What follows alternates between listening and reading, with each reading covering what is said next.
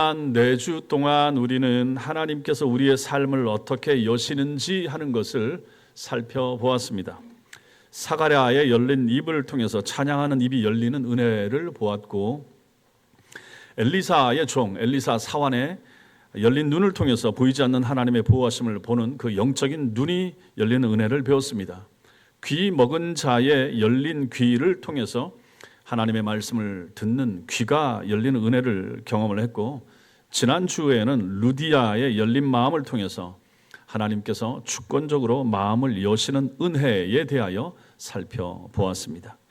오늘 우리는 가장 위대한 열림에 대하여 묵상하려고 합니다. 그것은 바로 하늘이 열린 사건입니다. 하늘이 열린 사건. 성탄 그날 밤 베들레헴 들판에서 양떼를 지키던 목자들에게 하늘이 열렸습니다. 그리고 그 열린 하늘을 통해서 천사들이 나타났고 하나님의 영광이 비추었으며 가장 위대한 소식이 선포되었습니다. 성도 여러분, 하늘이 닫혀 있다 하는 것은 뭡니까? 하나님과 인간 사이에 단절이 있다, 그런 의미가 되죠. 그것은 우리가 하나님께 나아갈 길이 막혀 있다 하는 뜻이 되기도 합니다. 그것은 하나님의 음성이 들리지 않고 하나님의 영광이 보이지 않는 것이며 하나님의 임재가 느껴지지 않는 것을 나타냅니다. 이건 정말 답답한 거죠. 말라기 선지자 이후에 400년 동안 하나님의 음성이 들리지 않았다고 그랬습니다. 예수님이 오시기 직전까지, 세례 요한이 나타나기 전까지 하늘이 닫혀 있었습니다. 그런데 오늘 본문의 이날 밤 베들레헴 들판에서 그 400년 동안 닫혀 있던 하늘이 본격적으로 열리게 된 것입니다. 침묵하시던 하나님께서 침묵을 깨뜨리셨습니다. 하나님께서 당신의 아들을 보내주심으로써 하늘과 땅 사이에 막힌 담을 허시는 작업을 이날 이 시간 여기서 시작하신 것입니다. 그렇다면 성탄은 하늘이 열린 사건입니다. 이 말씀을 같이 나눌 때 깨닫는 은혜 있게 되길 바랍니다. 먼저는 평범한 밤, 비천한 사람들에게 나타난 하나님의 은혜를 보겠습니다. 8절을 보시면 가장 평범한 밤으로 시작이 됩니다. 베들레헴 근처 들판에서 밤에 양떼를 지키고 있던 일단의 사람들이 있습니다. 이들이 누굽니까? 목자들입니다. 목자들은 매일 밤 이렇게 양들을 지킵니다. 양들이 길을 잃지 않도록, 또 야생 동물의 공격을 받지 않도록 밤새 깨어서 양들을 지켰습니다. 이때 목자라고 하는 사람들은 당시 유대 사회에서 가장 사회의 최하층민들이었습니다. 그들은 교육받지 못했고 가난했을 것이며 종교적으로도 정결하지 않다라고 여겨졌습니다. 그들은 사회의 변두리에 있는 사람들입니다. 주변부에 머물렀습니다. 그래서 종교 지도자들로부터도 무시당했으며 일반 사람들로부터 멸시당하는 사람들이 바로 여기 목자들입니다. 자, 그런데 놀랍게도 하나님께서는 바로 이 목자들에게, 이 못나 보이는, 이 비천해 보이는 이 목자들에게 가장 먼저 성탄의 소식을 전해주고 계십니다. 예루살렘의 종교 지도자들에게가 아니라 성전에서 제사의 수종들은 그 제사장들에게 먼저 하늘의 소식을 들려주시는 것이 아니라 성경에 능통한 이 율법 학자들에게 먼저 이 성탄의 소식을 알려주시는 것이 아니라 들판에 있는 목자들에게 천사가 나타나서 하늘의 소식을 전해준 것입니다. 이것은 하나님의 구원이 세상의 기준과 전혀 다르다 하는 것을 우리에게 보여주는 것입니다. 세상은 높은 사람, 부유한 사람, 교육받은 사람, 영향력 있는 사람을 중시합니다. 그러나 하나님은 그렇지 않습니다. 하나님은 낮은 사람, 가난한 사람, 소외된 사람, 연약한 사람, 없는 사람을 먼저 찾아갔습니다. 그것을 우리는 오늘 목자들을 찾아오시는 하나님의 은혜 가운데서도 보는 것입니다. 또한 이 목자들이 양을 지키고 있는 그 시점이 언제인가? 밤에. 밤은 성경에서 종종 무지, 죄, 죽음, 두려움을 상징합니다. 밤이 보통 그렇잖아요. 이 세상은 영원한 어둠 속에 있었습니다. 어둠이 뭡니까? 하나님을 알지 못한 상태가 어둠입니다. 하나님을 모르면 아무리 밝은 대낮에 다녀도 그는 어둠 속을 다니고 있는 사람이 되는 것입니다. 사람들은 하나님을 알지 못했고 진리를 알지 못했으며 구원의 길을 알 수가 없었습니다. 그래서 이사야 선지자는 이사야 9장 2절에 이렇게 말합니다. 시작. 흑암에 행하던 백성이 큰 빛을 보고 사망의 그늘진 땅에 거주하던 자에게 빛이 비치도다. 예, 세상은 어둠 속에 있었죠. 사람들은 사망의 그늘 아래 살고 있었죠. 그런데 바로 그 어둠 속에 참빛, 진짜 빛, 영원한 빛이 이제 비치기 시작하는 것입니다. 그 밤에 목자들이 양들을 지키고 있었다. 양떼를. 이것도 상징적입니다. 왜 그렇습니까? 나중에 예수님께서 자기 자신을 뭐라고 말씀하십니까? 뭐라고 비유하십니까? 나는 선한 목자라 라고 부르실 것이기 때문에 그렇습니다. 요한복음 10장 11절 시작. 나는 선한 목자라. 선한 목자는 양들을 위하여 목숨을 버리거니와. 베들레헴 들판의 목자들은 양들을 지키고 있었지만 곧 태어나실 예수님은 잃어버린 양들, 여러분과 저 같은, 즉 모든 인류를 찾아 구원하실 가장 선한 목자이시기 때문에 그런 것입니다. 우리가 아무리 보잘것없고 아무리 연약해도 하나님은 우리를 찾아오십니다. 여러분과 제가 사회에서 무시당하고 사람들에게 멸시받고 세상에서 소외되어 있어도 하나님이 우리를 사랑하신다. 이 사실 믿으시기 바랍니다. 하나님의 구원은 바로 이러한 사람들을 위한 구원이다. 이 구원의 시작이 2000년 전 베들레헴 그 들판에서 그 어두운 밤에 그 목자들에게 나타나기 시작했다 하는 것입니다. 두 번째, 우리는 오늘 말씀에서 열린 하늘과 주의 사자와 그 영광을 봅니다. 평범하고 이 조용한 밤에 놀라운 일이 일어났습니다. 그게 9절입니다. 주의 사자가 곁에 서고. 여기 주의 사자는 하나님께서 보내신 천사를 의미합니다. 그리고 주의 영광이 그들을 두루 비추었다라고 말합니다. 어두움이 갑자기 환한 빛으로 바뀐 것이죠. 평범한 밤이 갑자기 초자연적인 사건이 나타나는 현장이 되고 있습니다. 그리고 여기 나타나는 주의 영광, 이 표현은 구약 성경에서 굉장히 중요한 단어가 되죠. 주의 영광, 하나님의 영광. 이것은 하나님의 임재를 나타냅니다. 주의 영광, 하나님의 임재, 하나님의 영광, 하나님의 임재. 하나님이 나타나시는 현장, 그것이 바로 주의 영광의 현장이 되는 것입니다. 출애굽 당시에 이스라엘 백성들이 광야에서 불기둥과 구름기둥으로 하나님의 인도를 받았죠. 이게 바로 하나님의 임재입니다. 구름기둥, 불기둥 가운데 임재하셔서 그 백성들을 이끌고 가신 것이죠.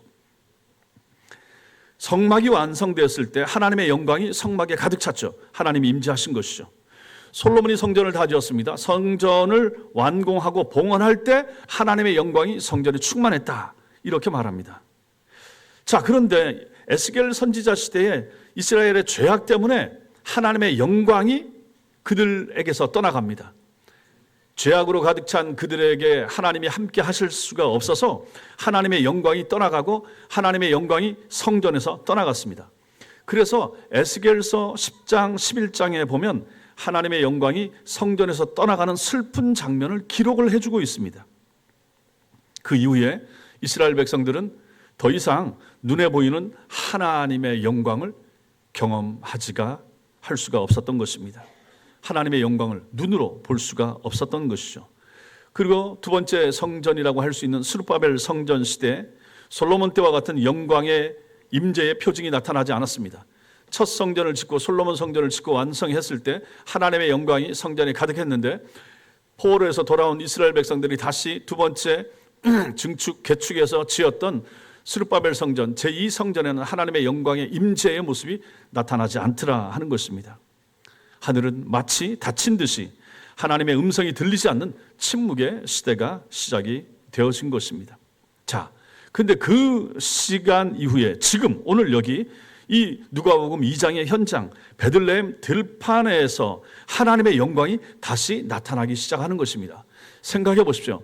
하나님의 영광이 에스겔서 10장에서부터 떠나가고 그때면 언제입니까? 주전 700년이니까 예수님 오시기 전 7세기 정도에 하나님의 영광이 떠나가고 주님 오시기 4세기 정도부터는 하나님의 음성도 들리지 않고 선지자들을 통해서 보내주시는 하나님의 음성도 못 듣게 되고 이러한 어두운 시대, 이러한 칠흑의 시대, 이러한 암흑의 시대가 이어져 왔다 하는 것입니다.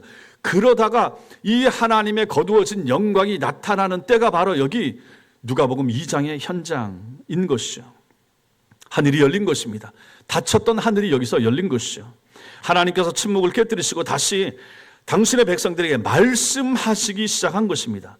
새로운 시대의 시작을 알리는 신호탄이었던 것이죠. 이때 목자들의 반응을 보십시오. 크게 두려워했다. 크게 무서워 떨었습니다. 하나님의 영광 앞에 떠는 거죠. 이러한 모습이 이사야 6장 5절에도 나타납니다. 이러한 모습을 우리가 볼 수가 있습니다. 시작. 화로다 나여 망하게 되었도다.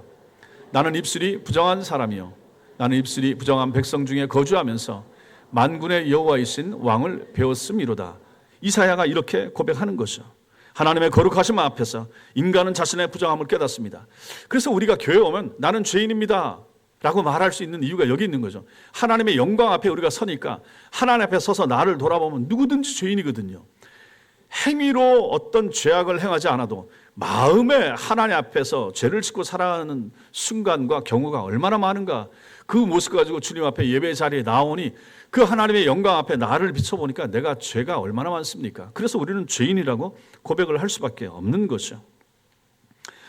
이 목자들도 마찬가지였던 것입니다.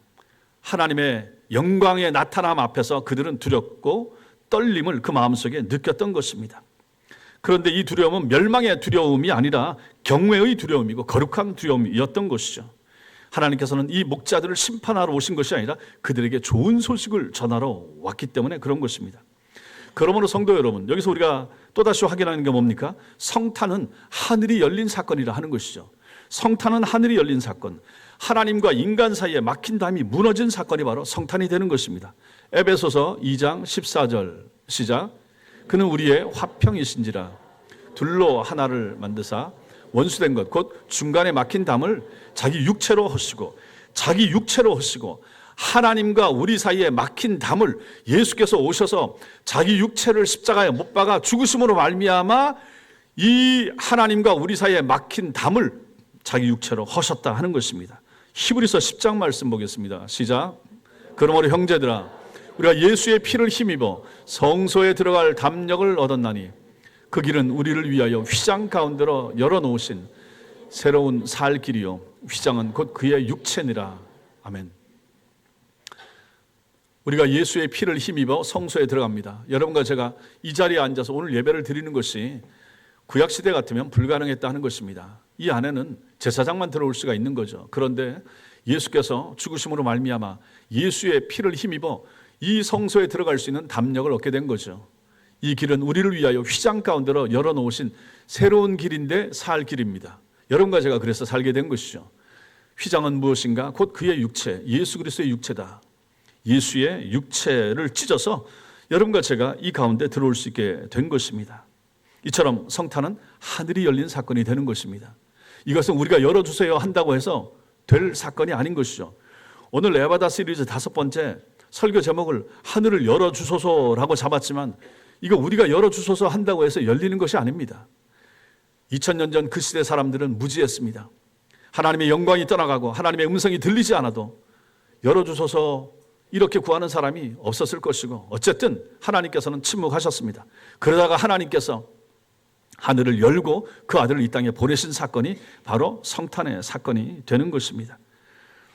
하나님의 영광이 다시 나타난 사건이죠. 하나님께서 당신의 백성에게 돌아오신 사건, 떠나가셨던 하나님께서 돌아오신 사건, 돌아오시는데 음성으로만, 환상으로만 하시는 것이 아니라 그 아들 예수를 보내서 직접 육체로 볼 수 있도록 하나님이 돌아오신 사건, 이것이 바로 2000년 전 성탄이었던 것입니다. 세 번째, 이 성탄의 사건은 우리에게 큰 기쁨의 좋은 소식이 된다 하는 것을 봅니다. 천사는 두려워하는 목자들에게 10절처럼 말합니다. 10절처럼 천사가 이르되 무서워하지 말라.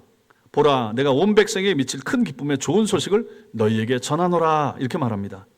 큰 기쁨의 좋은 소식이라고 합니다. 단순히 좋은 소식이 아니라 큰 기쁨의 좋은 소식입니다. 보통의 기쁨이 아닙니다. 넘치는 기쁨, 말로 표현할 수 없는 기쁨을 가져다주는 소식. 무엇이요? 예수님의 성탄이. 더욱이 이 소식은 특정한 사람들만을 위한 것이 아니라 온 백성에게 미칠 소식이라 라고 말합니다.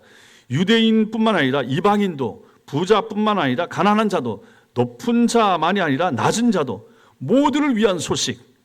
이게 바로 큰 기쁨의 좋은 소식. 온 백성에게 미치는 소식입니다. 그렇다면 이 소식의 내용이 무엇입니까? 그게 11절입니다. 11절 같이 읽겠습니다. 시작. 오늘 다윗의 동네에 너희를 위하여 구주가 나셨으니 곧 그리스도 주시니라. 여기 보시면 오늘이 중요하죠. 이 역사적인 날입니다. 신화나 전설이 아니라 하는 것입니다. 실제로 일어난 사건을 말합니다. 오늘 바로 역사상 정말로 중요한 날, 이 일이 벌어졌습니다. 어디에서 벌어졌습니까? 다윗의 동네에. 다윗의 동네는 베들레헴이죠. 다윗이 태어난 곳. 하나님께서는 다윗에게 약속을 하셨습니다. 다윗의 후손에서 영원한 왕이 나올 것이라고 이미 오래전에 약속을 하셨죠. 사무엘하 7장 말씀 읽겠습니다. 시작.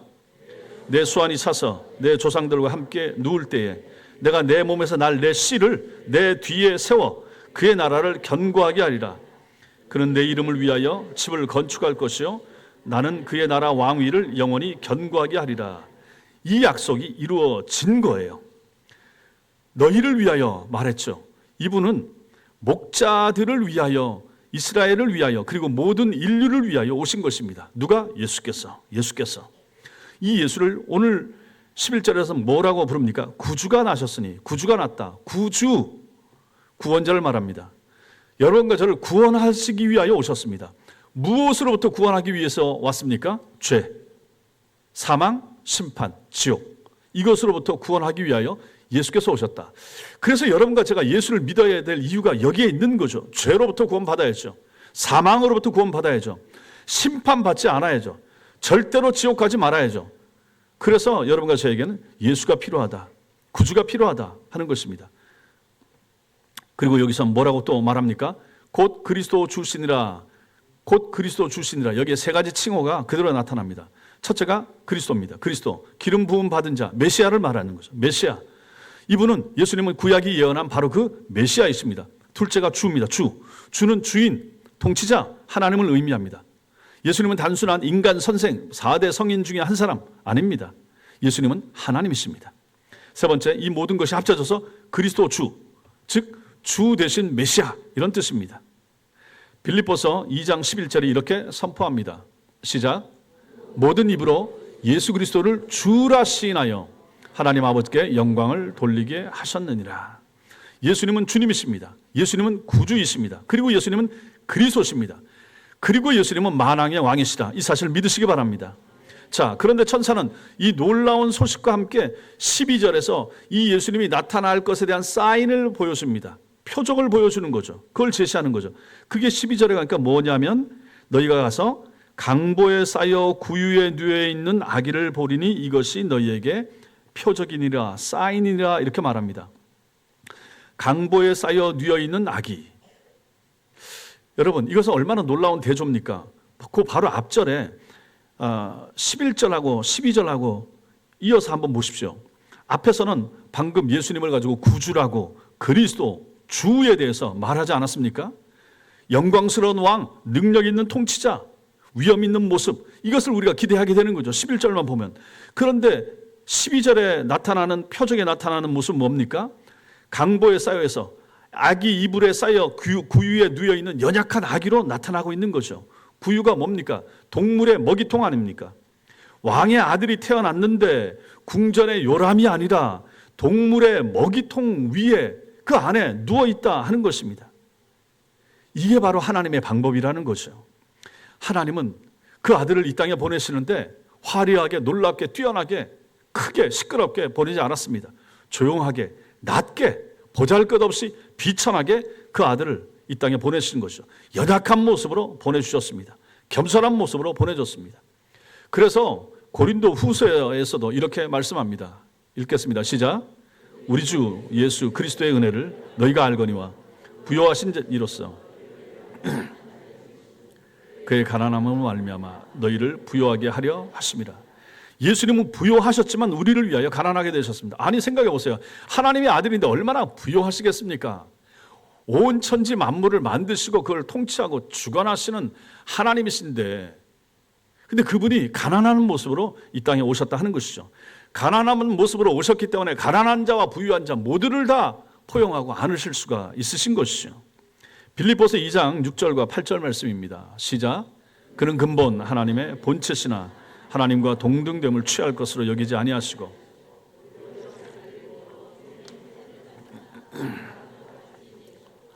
사람의 모양으로 나타나사 자기를 낮추시고 죽기까지 복종하셨으니 곧 십자가에 죽으심이라.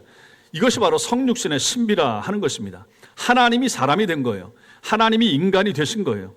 전능하신 분께서 연약한 아기로 이 땅에 오신 것입니다. 영광의 왕께서 비천한 구유에 눕게 되신 것입니다. 이것이 바로 복음의 핵심입니다. 하나님께서 여러분과 저를, 우리를 사랑하사 당신의 아들을 바로 이런 모습으로 보내주셨다 하는 것입니다. 2000년 전 십자가를 지시기 위하여 이 땅에 오신 예수 그리스도의 오심이 이런 모습이라고 하는 거죠. 여러분과 저는 이 얘기를 하도 많이 들어서 의뢰히 당연시하고 그렇게 넘어가지만 이게 얼마나 신비로운 사건인가. 사람을 구원하기 위하여 이 땅에 오시는 하나님의 아들이 그토록 비천하게, 그토록 낮은 모습으로, 겸손한 모습으로 이 땅에 오실 수가 있었을까? 여러분과 제가 묵상해 볼 필요가 있는 내용이 되는 것입니다. 복음의 핵심이 이런 것이죠. 요한복음 3장 16절입니다. 시작. 하나님이 세상을 이처럼 사랑하사 독생자를 주셨으니 이는 그를 믿는 자마다 멸망하지 않고 영생을 얻게 하려 하심이니라. 이처럼 사랑하사, 이처럼입니다. 이처럼 그 아들을 비천한 아기의 모습으로, 구유의 아기의 모습으로 보내주실 정도로 비천하게 그렇게 독생자 예수를 보내주셨습니다. 그 이유는 그분 예수를 믿는 자마다 멸망하지 않고 영생을 얻도록 하기 위하여, 멸망하지 않고 영생을 얻도록 하기 위하여, 지옥으로 심판받아 떨어지지 않고 하나님 나라 들어가서 영원한 생명을, 우리가 이 땅에서의 삶을 마친 후에, 이 땅에서의 생애를 마친 후에 그 나라 들어가서 영원히 살도록 하기 위하여 예수께서 그 아들 예수를 이렇게 2000년 전에 이 땅에 보내주셨다라고 하는 사실, 이것이 바로 성탄의 의미가 되는 것입니다. 그래서 우리는 이것을 복음 이렇게 부르는 거죠. 네 번째, 이렇게 오심으로 말미암아 이렇게 오시면서 우리에게 주신 메시지가 있습니다. 그건 뭡니까? 하나님께 영광이고 땅에는 평화라 하는 것이죠. 이 본문의 절정이 바로 13절과 14절입니다. 한 천사가 나타났을 때도 놀라웠는데 이제 천사가 하나가 아닙니다. 수많은 천군이 나타났습니다. 천군은 하늘의 군대를 말합니다. 하나님을 섬기는 수많은 천사들인 거죠. 우리가 엘리사 사환의 눈을 여는 그 장면에서도 우리가 이 천군이 동원되는 걸 봤는데 여기도 마찬가지입니다. 이 천군 천사가 호련히 나타났습니다. 갑자기 나타났습니다. 어떻게 해요? 하늘이 열리면서, 하늘이 열리고 그 열린 하늘을 통하여 하늘 군대가 모습을 드러낸 거죠. 이렇게 한 아기로 오시는 예수 그리스도를 축하해 주기 위하여, 이 아기 예수의 탄생을 알리기 위하여 천군 천사가 동원되고 있더라 하는 것입니다. 그리고 이들이 나타나서 뭘 했습니까? 하나님을 찬송했습니다. 이것이 바로 우주적인 예배의 장면을 나타내는 거죠. 그래서 찬송이 이토록 중요하다. 우리 에바다 찬양대도 마찬가지고, 우리 카리스 중창단도 마찬가지고, 우리 찬양팀들도 마찬가지입니다. 찬양이 이토록 중요하다. 찬양이 생기가 있어야 되고 밝아야 되고, 찬양 속에 예수 그리스도가 오롯이 드러나야 됩니다. 우리의 고백도 들어가야 되지만 찬양을 통해 힘있게 예수께서 하신 일, 하나님이 하신 일, 하나님의 영광, 예수 그리스도의 성품, 이런 것이 드러나는 찬양을 힘있게 강력하게 부를 수가 있어야 되는 거죠. 천사들도 그걸 찬송했습니다. 얼마나 놀랍습니까? 천사들이 나타나서 찬송하는 거죠. 하나님의 아들이 이 땅에 아기로 오시는 그 모습에 대하여 찬송하는 천사의 찬송, 이거 우주적인 예배의 장면이 되는 것이죠. 그들의 찬송은 두 부분으로 이루어져 있습니다. 첫째 부분이 지극히 높은 곳에선 하나님께 영광이요, 이게 찬송의 주제고 찬송의 가사였습니다. 하늘에서는 하나님께 영광이 돌아갑니다. 이것이 바로 성탄의 첫 번째 의미입니다. 예수 그리스도께서 이 땅에 오심으로 말미암아 가장 중요한 목표가 무엇입니까? 하나님의 영광이 드러나는 거죠. 예수의 오심을 통하여, 그 오신 예수를 믿는 성도들을 통하여, 그 성도들의 모임인 교회를 통하여 이 세상 역사 가운데 하나님께서 나타내시고자 하시는 것은 하나님의 영광이라 하는 것이죠. 이것이 바로 성탄의 중요한 의미고 목적이 되는 것입니다. 하나님의 영광을 위한 것입니다. 하나님께서 당신의 아들을 보내주신 것은 궁극적으로 자기 자신의 영광을 드러내기 위함인 것이죠. 이것을 에베소서 말씀이 또 우리에게 보여줍니다. 에베소서 1장 6절 시작. 이는 그가 사랑하시는 자 안에서 우리에게 거저 주시는 바 그의 은혜의 영광을 찬송하게 하려는 것이라. 여러분과 제가 구원받은 것은 하나님의 은혜의 영광을 찬송하기 위함이다 하는 것이죠. 그러니 우리의 찬송이 얼마나 중요한가. 두 번째, 이 그들의 찬송, 이 천군 천사의 찬송의 가사와 주제는 무엇인가? 땅에서는 하나님이 기뻐하신 사람들 중에 평화로다, 이렇게 되는 거죠. 먼저는 하나님께 영광, 두 번째는 땅에서의 평화.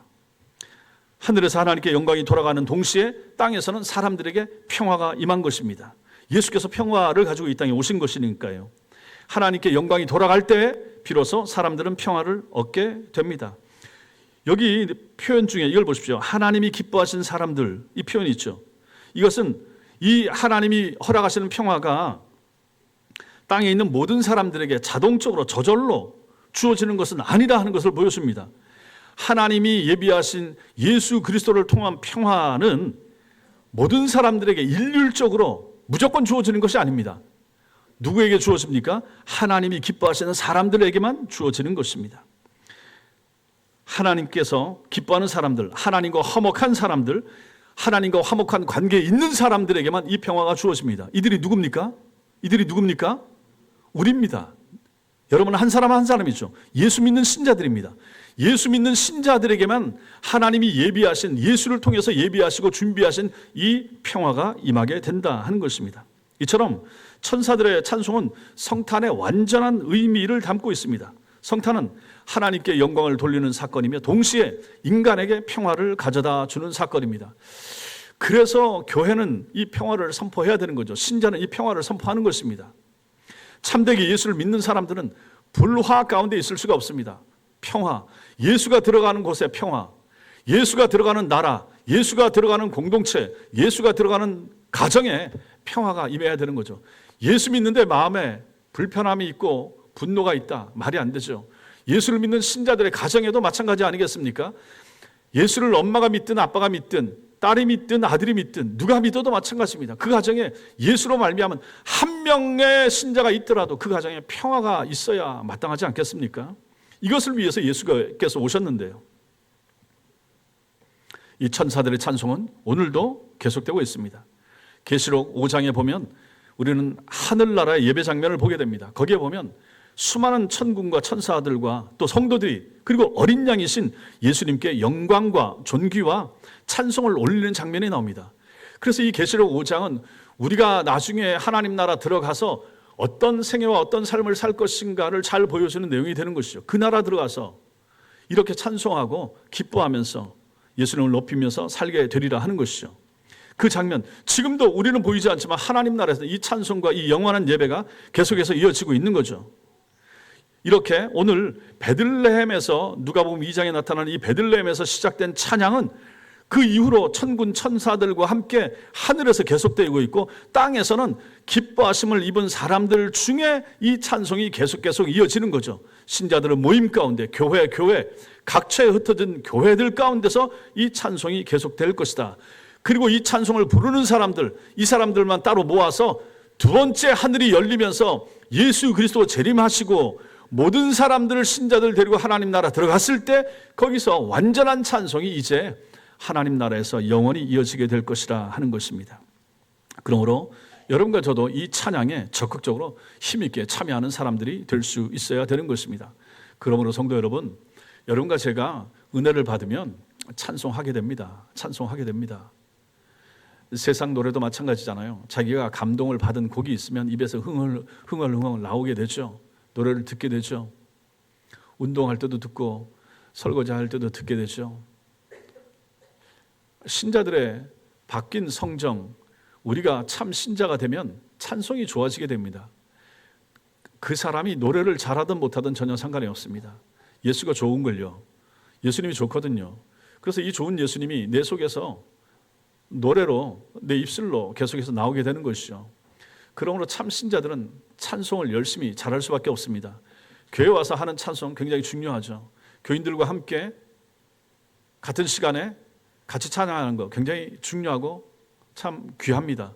이 찬양에 열심히 참여하는 사람들이 되어야 되는 것이고 이 찬양을 기뻐하고 즐거워하고 찬양대를 서고 찬양팀으로 봉사하고 중창단으로 하나님을 높이고 찬양하는 거 이런 사람들이 얼마나 귀합니까? 이렇게 찬양하다가 훗날 하나님 나라 들어가서 모든 성도들이 다 어린 양 대신 예수 그리스도, 또 그분 때문에 내가 하나님 나라 왔습니다, 이것 때문에 우리가 다 찬양하게 될 거 아니겠습니까? 그러므로 우리는 이 땅에서 찬양을 열심히 잘하는 것이 필요하고 중요합니다. 사랑하는 성도 여러분, 오늘 우리는 성탄 그날 밤 베들레헴 들판에서 일어난 사건을 살펴봤습니다. 어떤 일이 일어났습니까? 하늘이 열렸습니다. 하나님의 영광이 나타났습니다. 천사들이 나타나서 찬양했습니다. 그리고 가장 위대한 소식이 선포되었습니다. 오늘 다윗의 동네에 너희를 위하여 구주가 나셨으니 곧 그리스도 주시니라. 이것이 바로 성탄입니다. 성탄은 하늘이 열린 사건입니다. 성탄은 하나님께서 우리에게로 다가오신 사건입니다. 성탄은 임마누엘, 하나님이 우리와 함께 하시는 사건, 이게 바로 성탄입니다. 우리는 하나님께서 우리의 입과 우리의 눈과 우리의 귀와 우리의 마음을 여시는 은혜에 대하여 지난 4주 동안 배웠습니다. 그런데 이 모든 열림이 가능했던 이유가 무엇입니까? 그것은 바로 하나님께서 하늘을 여시고 당신 아들 예수님을 이 땅에 보내주셨기 때문에 가능했던 것입니다. 예수께서 오셨기 때문에 우리의 입이 열려서 하나님을 찬양할 수가 있는 것입니다. 예수께서 오셨기 때문에 우리의 눈이 열려서 하나님의 일하심을 우리의 영적인 눈으로 볼 수 있게 된 것입니다. 예수 그리스도께서 이 땅에 오셨기 때문에 우리의 귀가 열려서 하나님의 음성을 들을 수 있게 되는 것입니다. 여기 앉아 계신 분들이 다 들어도, 제 말을 들어도 하나님의 말씀으로 듣는 사람이 있고 여전히 안 들리는 사람이 있을 수가 있다 하는 것입니다. 열려야, 내 영혼이 열려야, 하나님의 은혜가 임해야 그게 가능해지는 것이죠. 이러한 이 모든 것의 근원이 무엇입니까? 성탄입니다. 성탄은 이런 모든 열림의 시작이 되는 것이죠. 하나님께서 하늘을 여시고 이 땅에 내려오셨기 때문에 우리의 모든 것이 열릴 수 있게 되는 것이죠. 이제 오늘뿐만 아니라 돌아오는 주일, 그 다음에 송구영신 예배, 그 다음에 1월달 4번의 예배도 계속해서 열림에 대하여 열어주소서 하고 이 주제를 가지고 설교를 하게 될 것입니다. 보십시오. 인생이 열려야 되지 않겠습니까? 인생이 닫힌 채 살아가는 성도들이 얼마나 많습니까? 답답한 인생, 암울한 인생, 어두운 인생, 막힌 인생, 이러한 인생들 가운데 예수 그리스도를 통하여 그 인생이 열릴 수가 있다 그러면, 눈이 열리고 귀가 열리고 입이 열릴 수가 있다 그러면, 마음이 열릴 수 있다 그러면 그 얼마나 큰 복이 되겠습니까? 그 사람 앞에 그 아이가, 그 우리 아들과 딸들이 걸어가는 길들이 그 예수 그리스도로 말미암아 열릴 수만 있게 된다면 얼마나 좋겠습니까? 여러분과 저는 그것을 위해서 기도하지 않습니까? 우리 자녀들의 형통함을 위하여, 2026년 새로운 인생을 위하여, 나의 길, 우리 가정의 길, 우리 자녀들의 길을 위하여, 그 길이 열리기 위하여 얼마나 기도합니까? 열려야 되지 않겠습니까? 그 열림의 시작은 바로 여기에서부터 시작된다 하는 것이죠. 예수 그리스도의 오심, 하늘을 열고 예수님이 오셔서 그 오신 예수가 우리 마음에 들어오심으로부터 이 일이 시작되더라 하는 것입니다. 그러니 감사하죠. 오늘 이 성탄절에 우리 모두 이 놀라운 은혜에 감사하고 하나님께 영광을 돌릴 수 있게 되길 바랍니다.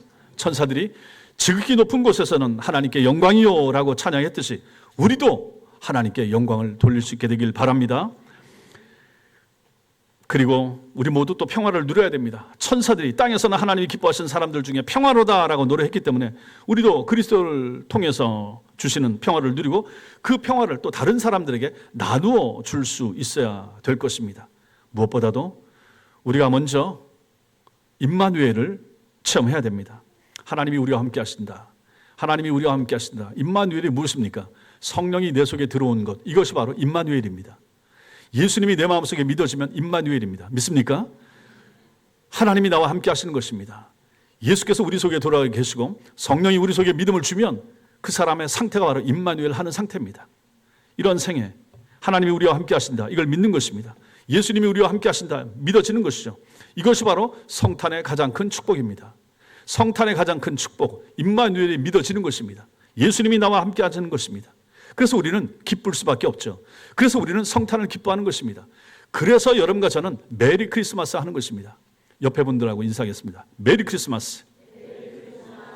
메리 크리스마스. 그리고 물어보십시오. 정말로 기쁘십니까? 물어보세요. 왜 기쁘냐고 물어보세요. 왜 기쁘십니까? 왜라고 하십니까? 예수께서 오셨기 때문에. 예수께서 오셨기 때문에. 여러분 모두에게 성탄의 축복이, 하나님의 풍성한 축복이 함께 하시기를 주님의 이름으로 축원합니다. 기도하겠습니다.